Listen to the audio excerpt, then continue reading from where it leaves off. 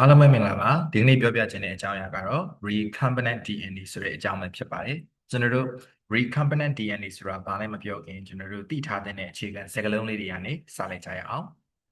ပထမစကားလုံးကတော့ inheritance ဆိုတဲ့စကားလုံးပါ inheritance ရဲ့မြန်မာလိုအဓိပ္ပာယ်ကဗီဇအမွေဆက်ခံခြင်းလို့အဓိပ္ပာယ်ရပါတယ်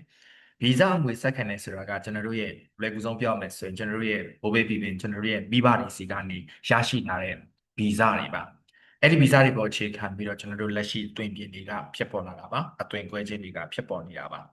ဒါပေမဲ့ကျွန်တော်တို့လက်ရှိရထားတဲ့ဗီဇအတွင်ကျွန်တော်တို့ကအပြုပြင်ပြောင်းလဲခြင်းနဲ့ဘာလို့ပြုပြင်ပြောင်းလဲခြင်းလဲဆိုတော့ကျွန်တော်တို့ကလိုချင်တဲ့ဆန္ဒတစ်ခုရှိနေလို့ဒါကိုပို့ပြီးနားလည်အောင်ပြောရမယ်ဆိုရင်ကျွန်တော်အပင်လေးတစ်ပင်ကိုပြောလိုက်မယ်အဲ့ဒီအပင်လေးတစ်ပင်ကတာမန်ထုတ်ပြီးနေကြအထွက်နှုံးတစ်ခုရှိတယ်အဲ့ဒီအထွက်နှုံးထက်ပိုကောင်းတဲ့အထွက်နှုံးကိုလိုချင်တယ်ဒါဆိုအဲ့ဒီအပင်လေးကိုကျွန်တော်တို့ပြောင်းရမယ်ဘာကိုသွားပြောင်းလဲသူ့ရဲ့ဗီဇကိုပြောင်းမယ်ဒါမှမဟုတ်အဲ့ဒီအပင်လေးကရာသီဥတုဒဏ်ကိုမခံနိုင်ဘူးနောက်တစ်ခါပိုးမွားဒဏ်ကိုမခံနိုင်ဘူးဒါဆိုရင်အဲ့ဒီပိုးမွားဒဏ်ရာသီဥတုဒဏ်ကိုပို့ပြီးခံနိုင်ရင်ရှိတဲ့ဗီဇလေးနဲ့ပေါင်းစည်းပြလိုက်မယ်ဒါဆိုရင်အဲ့ဒီအပင်လေးကဗီဇပြောင်းသွားတယ်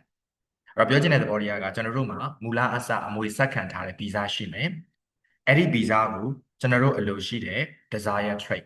အလိုရှိတဲ့တွင်ပြင်လက္ခဏာပေါ်မူတည်ပြီးတော့အဲ့ဒီသက်ရှိလေးတွေကိုကျွန်တော်တို့ဗီဇပြောင်းလိုက်မယ်အဲ့ဒီဗီဇပြောင်းခြင်းခံထားရတဲ့သက်ရှိကို genetically modified organism ဗီဇပြုပြင်ပြောင်းလဲထားတဲ့သက်ရှိလို့ကျွန်တော်တို့သိရပါမယ်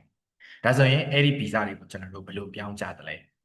အဲ့တော့ကျွန်တော်တို့ပြောင်းလို့တဲ့ဗီဇအပိုင်းအစကိုကျွန်တော်တို့ဥတည်ထားတဲ့ target cell စီလို့ဓာတ်ရိုက်ပေါင်းထည့်လို့မရဘူး။ဘာလေးလိုအပ်တယ်လဲဆိုကျွန်တော်တို့ဂျားကန်ပစ္စည်းလေးလိုအပ်တယ်။တနည်းအားဖြင့်အဲ့ဒီဗီဇလေးကိုတည်ဆောင်ပေးမယ်တည်ဆောင်တဲ့ပစ္စည်း vector ဆိုတာလိုအပ်ပါတယ်။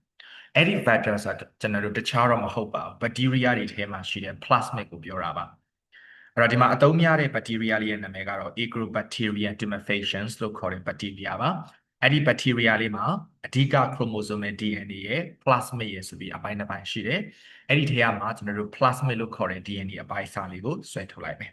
။ဆွဲထုတ်ပြီးတော့အဲ့ဒီ DNA အပိုင်းအစပေါ့နော်အဲ့ plasmid ရဲ့နေရာတနေရာမှာကျွန်တော်တို့ကအဲ့ plasmid ရဲ့ဒီလိုပေါ့သတ်မှတ်ထားတဲ့ဒီအပိုင်းလေးတစ်ပိုင်းကိုကျွန်တော်တို့က restriction enzyme လေးတွေသုံးပြီးတော့ဖြတ်တောက်လိုက်မယ်။အဲ့တော့ဖြတ်တောက်လိုက်တဲ့အခါမှာအဲ့တော့ plasmid လေးကဒီလိုမျိုးလေးဟသွားမယ်။ဟပြီးတော့ plasmid ရဲ့ဒီလွတ်နေတဲ့နေရာမှာကျွန်တော်တို့ပေါင်းထည့်ခြင်းတဲ့ဗီဇအပိုင်းအစကိုလာပြီးတော့ပေါင်းထည့်မယ်။ပေါင်းထည့်တဲ့အခါမှာ enzyme တစ်မျိုးကိုသုံးပြီးပေါင်းထည့်တယ်အဲ့ဒီ enzyme နာမည်ကတော့ ligase လို့ခေါ်ပါတယ် ligase enzyme ကိုသုံးပြီးတော့ကျွန်တော်တို့ပေါင်းထည့်လို့တဲ့ဗီဇအပိုင်းအစရဲ့ဘက်တီးရီးယားကနေထွက်လာတဲ့ plasmid အပိုင်းအစရဲ့အဲ့ဒီအပိုင်းအစနှစ်ခုကိုကျွန်တော်တို့ပေါင်းစည်းလိုက်ပါတယ်အဲ့လိုပေါင်းစည်းပြီးတော့ရလာတဲ့ဒီနောက်ဆုံးဗီဇအပိုင်းအစလေးကို recombinant DNA လို့ခေါ်ပါတယ်ဒါကြောင့် recombinant DNA ဆိုတာဘာလဲလို့မေးရင် factor ရဲ့ကျွန်တော်တို့အလိုရှိတဲ့ DNA အပိုင်းအစရင်ပေါင်းစည်းထားတဲ့အရာကို recombinant DNA လို့ခေါ်ပါတယ်ဒီမှာတော့ကျွန်တော်တို့ vector ကိုဘာသုံးသွားလဲ plasmid ကိုကျွန်တော်တို့သုံးသွားပါတယ်အဲ့လိုမျိုး recombinant DNA လေးကိုကျွန်တော်တို့ဖန်တီးပြီးတော့မှကျွန်တော်တို့ target ထားတဲ့ cell လေးစီကိုပေါင်းထည့်လိုက်မယ်ဒါဆိုအဲ့ဒီ cell လေးဒီဗီဇပြောင်းထားတဲ့ cell ဖြစ်သွားပါပြီအဲ့ဒီကနေအခြေခံပြီးတော့ကျွန်တော်တို့ပြုပြင်ပြောင်းလဲမှုတွေဆက်လုပ်မယ်ဆိုရင် genetically modified organism ဗီဇပြုပြင်ပြောင်းလဲထားတဲ့သက်ရှိကိုရရှိမှာပဲဖြစ်ပါတယ်အားလုံးကိုကျေးဇူးတင်ပါတယ်